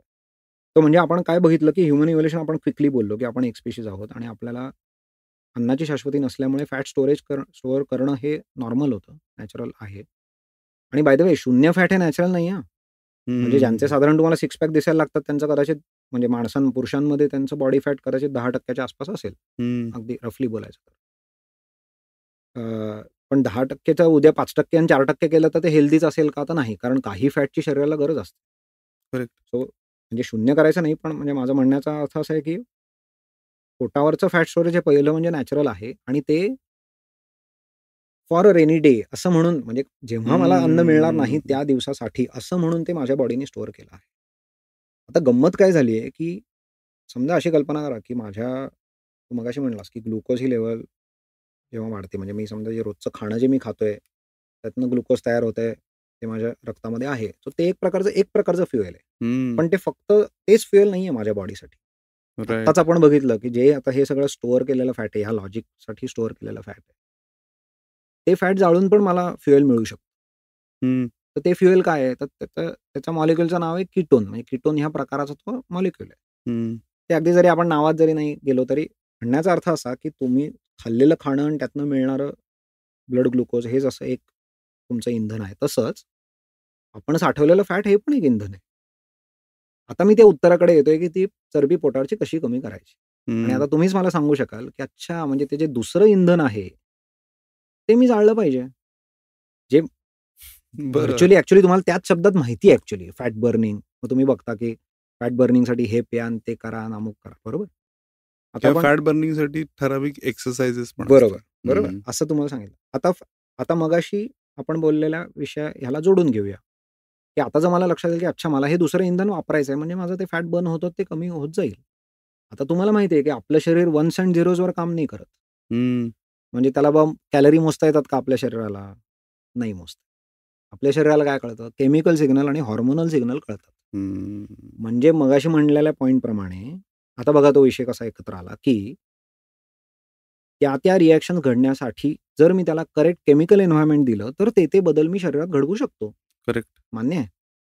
जसं आता वाढीच्या मुलांमध्ये त्यांची हाडांची लांबी वाढणे, मग ह्याच्यासाठी काही ग्रोथसाठी हॉर्मोन्स लागतात. मग ती कमी पडली तर खुजेपणा येऊ शकतो, बरोबर? किंवा प्युबर्टी जेव्हा मुलांना येते टीनेजमध्ये, तेव्हा त्याच्यासाठी एक करेक्ट हॉर्मोन लागतात. आणि बॉडीमध्ये काय सुंदर क्लॉक आहेत बघा. ते तुम्ही आम्ही काही बाहेरनं कोणाला सांगत नाही ना, की चला आता हे प्युबर्टीचं तुझं वर्ष आहे. नाही, त्या शरीराला आत माहिती आहे. ते बरोबर ते वयात येताना त्यांची ती हॉर्मोन्स वाढतात. ते त्यांच्या रिएक्शन्स कॉज करतात, परत खाली जातात. बरोबर. असं फार सुंदर ते मेकॅनिझम डिफाईन्ड आहे. फाईनली ॲडजस्टेड सुंदर मशीन आणि ते इव्हॉल्व्ह व्हायला मिलियन्स ऑफ वर्ष लागलीत म्हणून ते तसं आहे. बरोबर. लाखो करोडो वर्षात आपण इव्हॉल्व्ह होत ते आज तसे झालो. हं. सांगायचा मुद्दा असा की ते करेक्ट केमिकल एन्व्हायर्नमेंट जर मी क्रिएट करू शकलो त्या फॅट बर्निंगसाठी, तर फॅट बर्निंग होईल का? होईल. आता ते करेक्ट केमिकल एन्व्हायर्नमेंट आहे काय? तर जे एन्व्हायर्नमेंट फॅट बर्निंगसाठी लागतं, ते जर मी देत नसेन, तर ऑफकोर्स मी फक्त फ्रस्ट्रेटच होईन. म्हणजे ते असं म्हणण्यासाठी सारखं आहे, की माझ्या लॅपटॉपवर आता व्हायरस आलाय आणि मी त्याला हळद देतोय इकडनं, कारण मला काहीतरी माहिती आहे, की हळदीच्या असे गुणधर्म आहेत.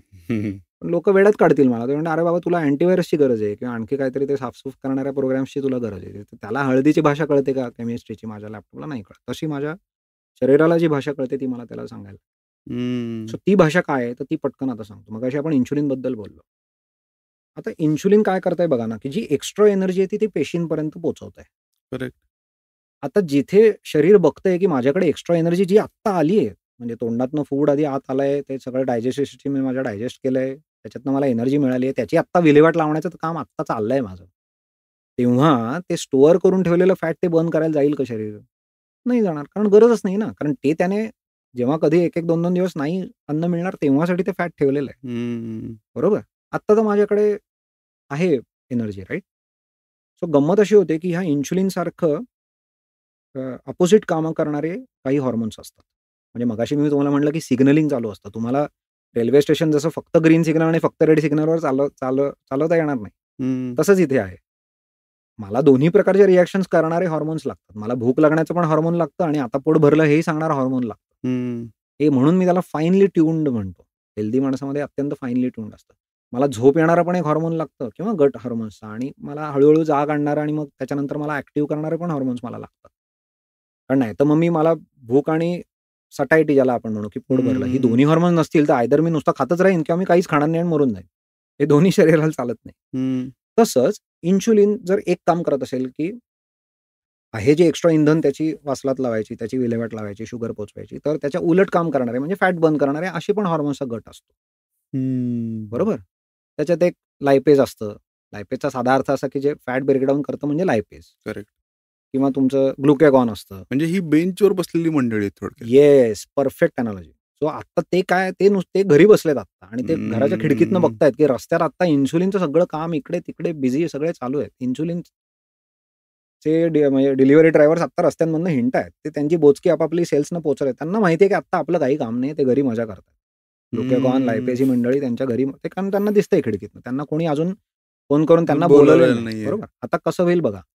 जेव्हा हा इन्शुलिन त्याचं कामं करून आता घरी जाईल आणि तुम्हाला अजून एनर्जी लागत राहील, जी नव्या फूडमधनं येणार नाहीये, नव्या अन्नातनं. कारण नवीन अन्नातनं आली तर काय होईल, परत इन्शुलिन, परत तेच चालू होईल चक्र. म्हणजे आता लॉजिकली बघा, आता तुमच्या मनामध्ये ते चित्र तयार होईल, की करेक्ट. जेव्हा इन्शुलिनचं काम संपवून तो घरी जाईल, रस्त्यात सामसूम होईल, पण आता एनर्जी सेल्स मागायला लागतील. म्हणजे घराघरातनं लोकं म्हणतील, "मी दारं उघडतो आता, हवंय मला एनर्जी." बरोबर. मग तुम्ही कुठनं पण आणा. मग ब्रेन म्हणेल, की ग्लुकागॉन आता तुझं तू काम कर.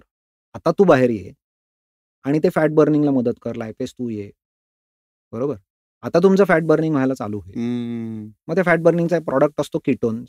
ते कीटोन्स तुमच्या सेल्समध्ये जाऊ शकतात आणि ते कीटोन्स हे इंधन म्हणून वापरले जाऊ शकतात. तेव्हा राइट. तुमचं फॅट बर्निंग होईल. म्हणजे साध्या भाषेत तुम्ही काय लक्षात घेतलत, की इन्शुलिनची जी मगाशी वाढलेली पातळी होती, ती जेव्हा परत खाली येऊन एका बेस लेव्हलला 0ची गरज नसते आणि 0 नसते ती. एका बेस लेव्हलला येईल, तेव्हाच ग्लुकेगॉन ॲक्टिव्हेट होऊ शकतो. म्हणजे याचा अर्थ मला कुठलं केमिकल एन्व्हायर्नमेंट याच्यामध्ये हवं आहे, की इन्शुलिन खाली आहे, हे ते केमिकल एन्व्हायर्नमेंट आहे. त्याच्याशिवाय फॅट बर्निंग होऊ शकत नाही. कारण ही केमिस्ट्रीची रिक्वायरमेंट आहे. मी लाख माझ्या बॉडीला म्हणेन, की मग काय मी इकडे बिचारा मी व्यायामात घाम गाळतोय, तिकडे काहीतरी पळायला जातोय, वजनं उचलतोय किंवा किंवा बरोबर, उकडलेल्या भाज्याच खातोय. बरोबर. जोपर्यंत मला insulin is at a low level हा सिग्नल मी माझ्या बॉडीला देत नाही, तोपर्यंत बरोबर. तिला फॅट बर्निंगचा सिग्नल मिळत नाही. असं ते करेक्ट. आणि जे तू म्हणजे सुरुवातीला आपण जे मार्कर्स पाहिले, तिथे जर हे कनेक्ट केलं, तर आपल्याला जर इन्शुलिन लेव्हलच माहिती नसेल आपली, तर तू ह्या गोष्टी काय बदल करणार? बरोबर. सो ती किती महत्वाचं आहे. अशा ह्याने मी ते अगदी बरोबर, म्हणतोय. अगदी बरोबर. राइट.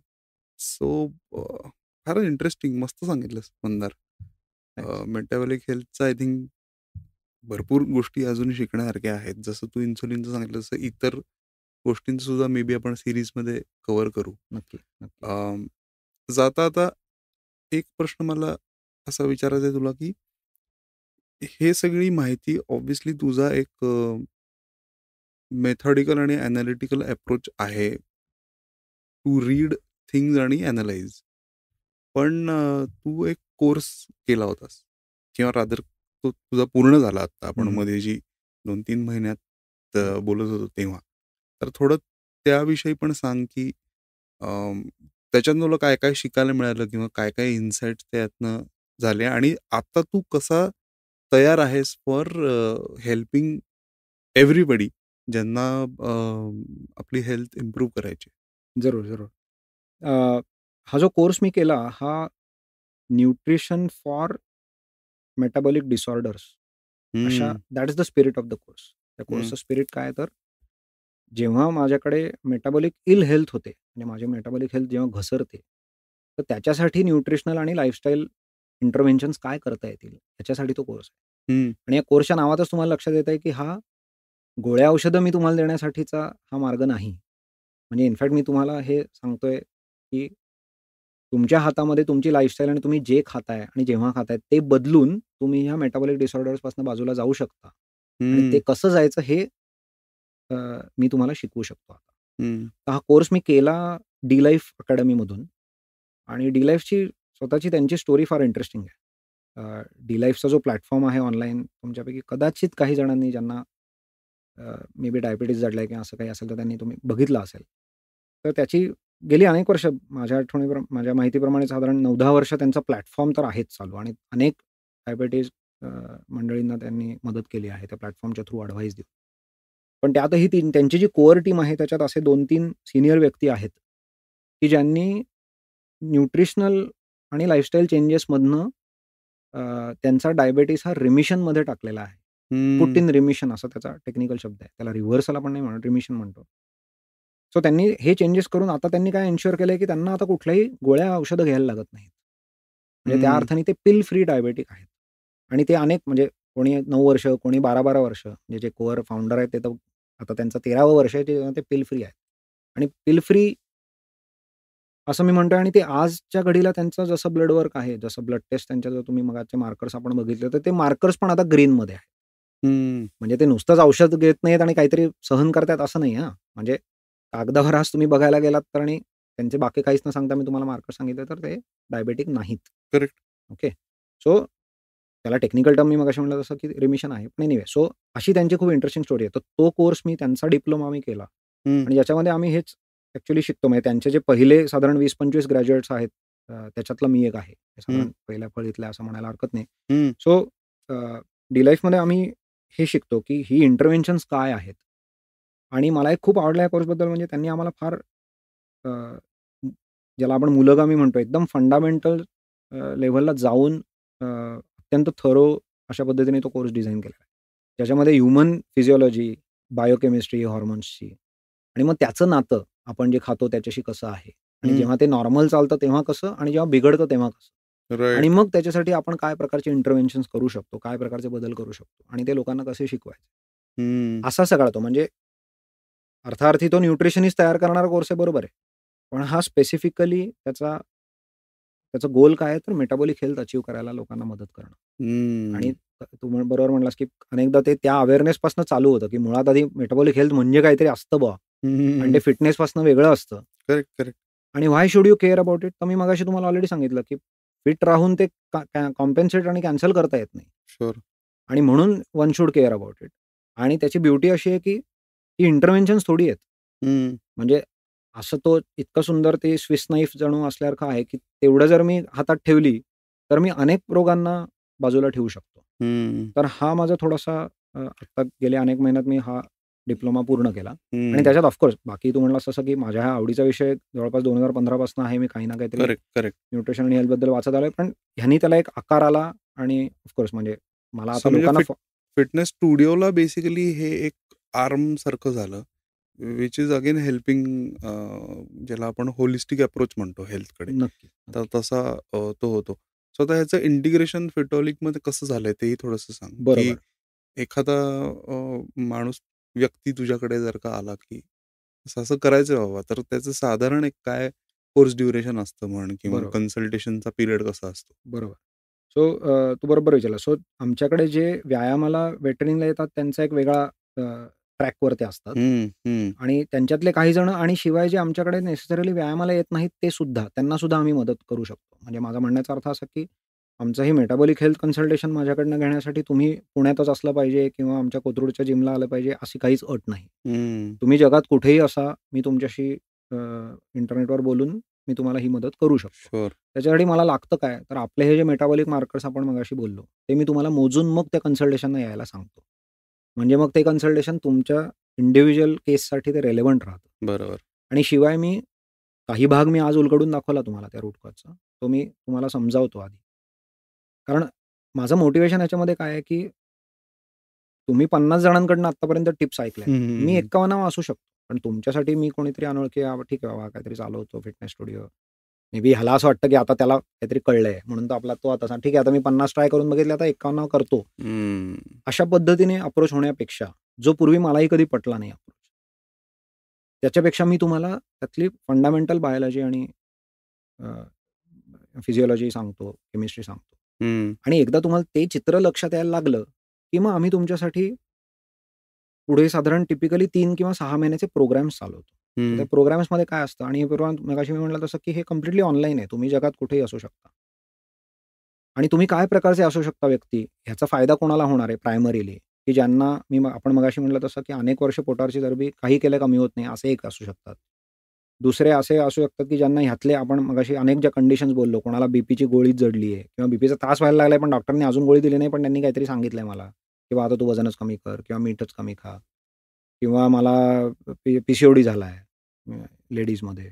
अशा प्रकारचे किंवा मला युरिक ॲसिड आता वाढलंय आणि डॉक्टर पण म्हणतात, की "अरे नाही, हे बरोबर नाही, मग तुम्ही प्रोटीन कमी खा." हं, हं, तर हं. ही जी मंडळी आहेत, की जी आयदर गोळ्या घ्यायला लागलेली असतील ऑलरेडी किंवा त्या मार्गावर असतील. ठीक आहे. ह्या सर्व व्यक्तींना मी मदत करू शकतो. हं. आणि ती फंडामेंटल रूट कॉजला अटॅक केल्यामुळे तुम्हाला आत्ता इंटरिममध्ये जरी तुम्ही गोळ्या घेत असाल, तरी माझा उद्देश असा आहे, की eventually in the long run साधारण 6 ते 12 महिन्यांच्या पलीकडचा जो कालावधी आहे, तेव्हा तुम्हाला या गोळ्या घ्यायला लागू नयेत, असा माझा प्रयत्न. हं. So I am not in the business of selling any pill or potion or shake or powder or whatever, right? किंवा काहीतरी हर्बलच मी बनवलंय, असं माझ्याकडे काहीच नाही. मी तुमचा कोच आहे, जे मी तुम्हाला नॉलेज देतोय, यातलं फंडामेंटल रूट कॉज सांगतोय. हं, हं. आणि इनफॅक्ट मी तर तुम्हाला सांगतोय, की माझ्या मदतीने का होईना, पण खरी पॉवर तुमच्याच हातात आहे. ती कुठल्या गोळ्या औषधात लपलेली खरं तर नाही. क्रॉनिक डिसीजेससाठी. हं. ती तुमच्याच हातात आहे. आणि डिपेंडिंग ऑन की तुम्ही आत्ता त्या जर्नीमध्ये कुठे आहात, तर तुम्हाला काहींना अगदी जे मायनरच थोडेसे सरकले असतील त्या रुळावरनं त्यांना कदाचित 3 महिने सुद्धा पुरतील. ते हं. थोडेसे मध्ये कुठेतरी असतील त्यांना कदाचित 6 ते 12 महिने लागू शकतात. हं. राइट? पण आता जे काही मी लोकांना मदत करतोय त्याच्यावरनं मला दिसतंय, की अनडिटेक्टेड खूप आहे त्याच्यामध्ये. पहिलं म्हणजे राइट. कारण तो अवेअरनेस नाहीये, की तो प्रॉब्लेम आहे मुळात. हं, आणि हं. ज्यांनी डिटेक्ट केले त्यांना त्याचा सीरियसनेस लक्षात येतोय. त्याच्यात अशी काही पॉप्युलेशन अशी पण आहे, की जे माझं ज्याला मी अँकर कन्सल्टेशन म्हणतो. जे टिपिकली मी तुमचे ब्लड मार्कर्स अॅनलाईज करतो आणि 1 तासाचं माझं ते डिटेल्ड कन्सल्टेशन असतं. हं. मी काय तुम्हाला 5-10 मिनिटात बाहेर काढत नाही, राइट? मला कारण ते तुम्हाला समजावून सांगायला पूर्ण 1 तास तुमचं अटेन्शन शुअर. लागतं. हं. ते माझं 1 तासाचं कन्सल्टेशन असतं. काहींना असं असतं, की ते प्रिव्हेंटिव्ह मोडमध्ये माझ्याकडे आलेले असतात, की त्यांना आत्ता काही तसं होत हं. नसतं. पण त्यांना इंटेन्स क्युरिओसिटी असते, की "अरे, तू काहीतरी फंडामेंटल आता बोलतोयस हेल्थबद्दल, तर आम्हाला ते ऐकायचं आहे." सो ते माझ्याकडे फॉर्मली मला एंगेज करून ते माझं कन्सल्टेशन करतात. त्यांना तोवरनं ताकद कळतो आणि ते पुढे हे करू हं. शकतात. म्हणजे मला जे ॲक्चुअली मॉडेल हवंय ते असंच आहे, की I am going to teach you how to fish. माझी अपेक्षाच नाही आहे, की तुम्ही महिनोन-महिने, वर्षानुवर्ष माझ्याकडे येत राहावं. इनफॅक्ट तसं होत असेल, तर मी ते माझं फेल्युअर समजेन. हं. आणि बरोबर. मगाशी तू म्हणलास, की कन्सिस्टंटली लोकं एडव्हाइस फॉलो करत नाहीत. तर मी इनफॅक्ट म्हणेन, की 51% भाग हा कदाचित त्या एडव्हाइसचा आहे. कारण मी जर मानवी मनाला आणि मानवी शरीराला जो लॉंग टर्ममध्ये पटणार नाही असा ॲडवाईस तुला देत राहिलो तर मी लाख देईन, तू फॉलो नाहीच करणार आहेस. मी पण माणूसच आहे, मी पण नाही करणार. बरोबर. म्हणून मी मगाशी त्या ॲडवाईसला थोडंसं चिमटा काढला हळूच, की शुअर. इट लेस आणि मूव्ह मोर. आता तुम्ही हे गेली आपण 50-60 वर्ष लोकांना सांगतो, ऐकतोच आहे. पण ते करणं अवघड आहे. म्हणून आम्ही त्या कन्सल्टेशनचा लॉजिक तसा आहे. तो जो आपला ट्रॅक आहे आमच्या लोकांना मदत आम्ही आमच्या मेंबर्सनाही ही मदत करतो, आम्ही आमच्या नॉन मेंबर्सनाही करतो. म्हणजे जे आमच्या जिमचे मेंबर्स नाहीत त्यांना सुद्धा आम्ही मदत करतो. तुम्ही जगात कुठेही असा, हे कम्प्लिटली डिजिटल आहे. आणि this is about knowledge sharing. Then on those 3 months and 6 months plans, what do you get? So you get then detailed nutrition plans from us, right? You get accountability, you get tracking, you get weekly catch-up calls with me, you get monthly reviews with me. After about 4 to 6 months, we'll do blood reports again. Sure. So ह्या प्रकारचा progress tracking आपण करू. तर ह्या सगळ्यासाठी मी तुमच्यासाठी available राहतो, कारण त्यातल्या काही अनेक मायनर टिप्स अँड ट्रिक्स आहेत ज्या मी करून शिकलोय, किंवा त्या कोर्समुळे मला त्या माहिती आहेत आता ॲज अ कोच. तर त्या तुमचा वेळ न घालवता तुम्ही माझ्याकडनं ते शिकू शकता. बरोबर. सो अशा अर्थाने तुम्हाला त्या 3 ते 6 महिन्याच्या जे आमचे प्रोग्राम्स आहेत त्याच्यामध्ये तुम्हाला ते मिळेल. पण ह्या सगळ्याची सुरुवात मी नेहमीच त्या अँकर कन्सल्टेशननी करतो. कारण ते लॉजिक एस्टॅब्लिश केल्याशिवाय पुढे जाण्यामध्ये पॉईंट नसतो. कारण तुमच्या मनामधली ही शंका मी 100% समजू शकतो, की मी 5 लोक असे ट्राय केले, मी डायटिशियनकडेही जाऊन आलो आणि हा मोठा कोण 6वा आलाय आणि तो का बरं ते वर्क होईल. तर त्याचं कारण मी तुम्हाला सांगितलं, की ते ह्याच्यासाठी वर्क होईल, कारण हा अजून एक ॲडव्हाइस न करता किंवा नुसत्याच टिप्स न देता आपण आधी ते लॉजिक एस्टॅब्लिश करतो. राईट. आणि ते लॉजिक आपल्या फंडामेंटल बायोलॉजीशी रिलेटेड आहे आणि त्याच्या अगेन्स्ट जाण्याचं आपल्याला काही करायचं नाही. म्हणजे मगाशी त्या झोपाळ्याचं उदाहरण जसं मी दिलं, की करेक्ट वेळेला तुम्हाला फक्त मी तो झोका द्यायला शिकवणार आहे. मग तुम्ही आरामात तिथे खेळू शकता. करेक्ट. सो थोडक्यात पहिल्यांदा तुला भेटावं लागेल हे तर सांगायला लागेल लोकांना, की पहिल्यांदा भेटा, मंदारचं ऐका, त्याचं फॉलो करा. नंतर मंदारलाच तुम्हाला भेटायची इच्छा नाहीये, कारण तुमची हेल्थ इम्प्रूव्ह झालेली असेल. Definitely. So Mandar, thanks a lot. या सिरीजमधला आपला हा एपिसोड आपण इथे थांबूया आणि पुढे काय आपण कुठला विषय घेऊया ते ठरवू. आणि बाकी सगळ्या कन्सल्टेशन आणि ह्याच्या डिटेल्स आपण डिस्क्रिप्शनमध्ये देऊच. आणि फार उत्तम पद्धतीने खूप सुंदर सोप्या ॲनॉलॉजीजनी तू समजावलंस. त्यातनं काही प्रश्न आले आपल्याला तर आपण लोकांचे तेही घेऊ आणि मे बी सबसिक्वेंट एपिसोड्समध्ये आपण ते घेऊ आणि काय म्हणतात त्याला, आपण हा जो काही एक सिरीजचा घाट घातला आहे कंटिन्यू ठेवूया. आणि थँक्स अ लॉट आणि ऑल द बेस्ट. जरूर. Thank you so much. तर मंडळी, हेल्थ सिरीजमध्ये आपण पुढच्या एपिसोडमध्ये काय पाहणार आहोत ते पाहूच. पण तोपर्यंत राम राम.